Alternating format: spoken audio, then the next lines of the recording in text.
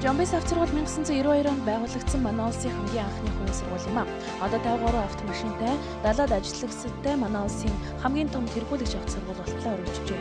Нэг ээлжиндээ 450 хүн сургах хичээлийн танхим 4 газарт автодрома байгуулсан нь сурагчдыг таатай орчинд жолооч болго гарах боломжоор хангасан байна. Жамбисын хувьд гадаад харилцаанд илүү анхаардаг. 2004 оноос хойш Японы Оужу, Нагая, Мажио сургуультай холбоо тогтоож туршлагаасаа хуваалцж байна.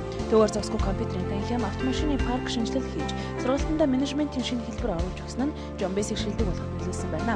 2005 оноос шилдэг хамт олон Бээжингийн хамгийн том Думпан шиншин сургуультай хамтран ажиллаж эхэлжээ. Гол нийтний хамт олон худал сурталчилгаа, амлалт зэргийг үйл ажиллагаанд мөрдлөг болгохгүй 21-р зуунд жинхэнэ туршлагатай сайн жолооч бэлтгэн гаргахаар зорж ажилладаг юм байна. Эсрэмтлээ Жамбис авто сургууль хөдөлгөөний ажилтны танхимаас жилбэр шилдэг 100 аж ахуйн шалгуулах шалгуур. Шилдэг эмэгтэй удирдагч өргөмжлөл 2007 оны шилдэг менежер байгууллага үргэлжлүүлсэн манай улсын